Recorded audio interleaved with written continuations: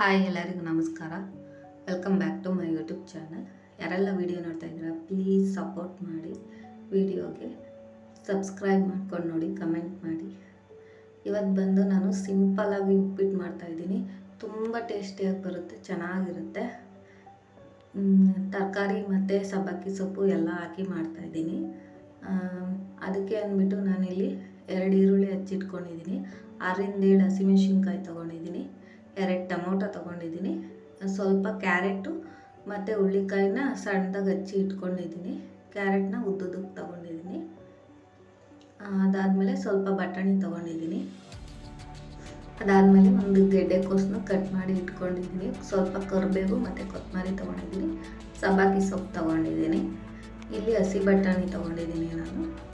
ಅದಾದಮೇಲೆ ನಾನಿಲ್ಲಿ ಬಾಣಲಿಗೆ ಒಂದು 5-6 ಟೇಬಲ್ ಸ್ಪೂನು ಆಯಿಲ್ ಹಾಕ್ಕೊಂಡಿದ್ದೀನಿ, ಸನ್ಫ್ಯೂರ್ ಆಯಿಲ್ ಹಾಕ್ಕೊಂಡಿದ್ದೀನಿ.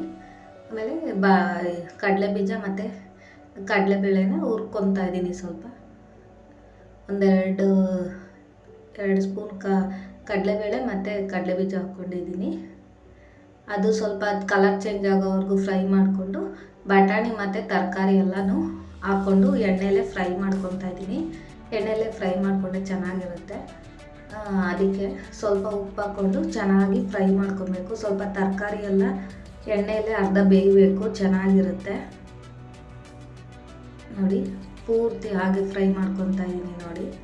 ಆಮೇಲೆ ಈರುಳ್ಳಿ ಹಸಿಮೆಣ್ಸಿನ್ಕಾಯಿ ಹಾಕ್ಕೊತಾ ಇದ್ದೀನಿ.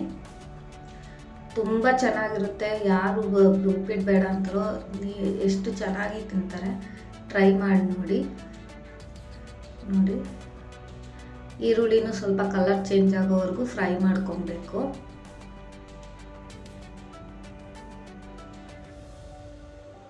ಈರುಳ್ಳಿ ಎಲ್ಲ ಸ್ವಲ್ಪ ಕಲರ್ ಚೇಂಜ್ ಆದಮೇಲೆ ನಾನಿಲ್ಲಿ ಸಬ್ಬಕ್ಕಿ ಸೊಪ್ಪು ಇರುತ್ತಲ್ಲ, ಸಬ್ಬಕ್ಕಿ ಸೊಪ್ಪು ಹಾಕ್ಕೊತಾ ಇದ್ದೀನಿ.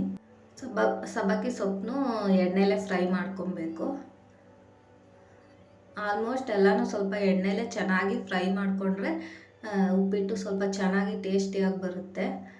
ಕರಿಬೇವು ಮತ್ತು ಟೊಮೊಟೊ ಎಲ್ಲ ಹಾಕ್ಕೊಂಡು ಇದೆಲ್ಲ ಸ್ವಲ್ಪ ಹಾಗೆ ಫ್ರೈ ಹಾಕ್ಕೊಂಡಂಗೆ ಎಲ್ಲ ಒಂದೊಂದೇ ಆ್ಯಡ್ ಮಾಡ್ಕೊತಾ ಹೋಗಬೇಕು.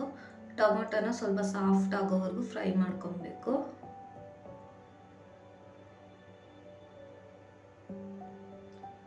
ಸ್ವಲ್ಪ ತರಕಾರಿ ಬೇಯಬೇಕಲ್ಲ, ಅದಕ್ಕೋಸ್ಕರ ಅಷ್ಟೇ.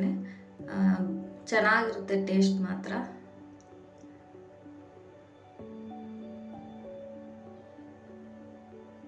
ಅದೆಲ್ಲ ಹಾಕ್ಕೊಂಡು ಚೆನ್ನಾಗಿ ನೀಟಾಗಿ ಫ್ರೈ ಮಾಡಿಕೊಂಡು ನಾನಿಲ್ಲಿ ಪಕ್ಕದಲ್ಲೇ ಬಿಸಿನೀರು ಇಟ್ಕೊಂಡಿದ್ದೀನಿ.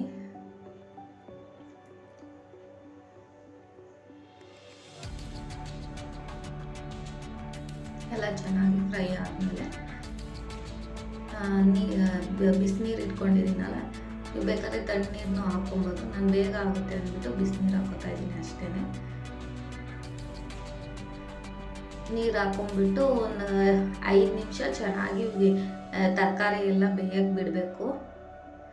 ತರಕಾರಿ ಬೆಂದಿದೆಯೋ ನೋಡಿಕೊಂಡು ಅದಾದಮೇಲೆ ರವೆ ಹುರಿದು ಇಟ್ಕೊಂಡಿರ್ತೀವಲ್ವ, ರವೆನ ಮೊದಲೇ ಸ್ವಲ್ಪ ಅದು ಕಲರ್ ಚೇಂಜ್ ಆಗೋವರೆಗೂ ಹುರ್ಕೊಬೇಕು ರವೆನ. ಇಲ್ಲಿ ನಾನು ಬನ್ಸಿ ರವೆ ತೊಗೊಂಡಿದ್ದೆ. ಅದು ಸ್ವಲ್ಪ ಮುಂಚೆಲೇ ನಾನು ಫ್ರೈ ಮಾಡಿ ರವೆನೆಲ್ಲ ಹುರಿದು ಎತ್ತಿಟ್ಕೊಂಡಿದ್ದೆ. ನೋಡಿ, ಚೆನ್ನಾಗಿ ನೀರು ಫ್ರೈ ಆಗಿದೆ. ನೀರೆಲ್ಲ ಕುದ್ದಾದ್ಮೇಲೆ ಸ್ವಲ್ಪನೇ ರವೆ ಹಾಕ್ಕೊಂಡು ಮಿಕ್ಸ್ ಮಾಡಿಕೊಂಡು ಬೇಯಕ್ಕೆ ಬಿಡಬೇಕು. ಅದು ನೀರು ಕುದ್ಮೇಲೆ ಹಾಕಿದ್ಮೇಲೆ ಒಂದು 5 ನಿಮಿಷ ಅಷ್ಟೇ. ಈ ಥರ ಮುಚ್ಚಿ ಒಂದು 5 ನಿಮಿಷ ಆಮೇಲೆ ಬೇಯಿಸ್ಕೊಂಬಿಟ್ರೆ ಸಣ್ಣ ಉರಿ ಮಾಡಿಕೊಂಡು ಉಪ್ಪಿಟ್ಟು ನೋಡಿ ಈ ಥರ ಚೆನ್ನಾಗಿ ರೆಡಿ ಆಗುತ್ತೆ. ಪೂರ್ತಿ ಉಪ್ಪಿಟ್ಟು ಎಲ್ಲ ಚೆನ್ನಾಗಿ ಬೆಂದಿರುತ್ತೆ ನೋಡಿ. ಈ ಥರ ಪೂರ್ತಿ ರೆಡಿ ಆಗಿದೆ ಉಪ್ಪಿಟ್ಟು. ನೀರು ಕುದ್ಮೇಲೆ ಹಾಕ್ಕೊಂಡ್ರೆ ತರಕಾರಿ ಬೆಂದಿದೆ ಅಂತ ಗೊತ್ತಾದ್ಮೇಲೆ ಹಾಕ್ಕೊಂಡ್ಬಿಟ್ರೆ ರವೆನ ನೀಟಾಗಿ ರವೆನೂ ಅಳ್ಕೊಳ್ಳುತ್ತೆ. ಅದೇ ಇದರಲ್ಲಿ ಸಣ್ಣ ಉರಿ ಮಾಡಿಬಿಟ್ರೆ ರವೆ ನೋಡಿ ಎಷ್ಟು ಬೇಕೋ ಅದು ಗಟ್ಟಿ ಆಗ್ತಾ ಇರೋದಾಗ ನೋಡಿಕೊಂಡು ಎಷ್ಟು ಬೇಕೋ ಅಷ್ಟು ಹಾಕ್ಕೊಂಡ್ರೆ ಉಪ್ಪಿಟ್ಟು ರೆಡಿ ಆಗುತ್ತೆ ನೋಡಿ. ಉಪ್ಪಿಟ್ಟು ರೆಡಿ ಆಗಿದೆ. ಈ ವಿಡಿಯೋ ಇಷ್ಟ ಆಯಿತು ಅಂದರೆ ಪ್ಲೀಸ್ ಸಬ್ಸ್ಕ್ರೈಬ್ ಮಾಡ್ಕೊಂಡು ಸಪೋರ್ಟ್ ಮಾಡಿ ವಿಡಿಯೋಗೆ. Thank you for watching.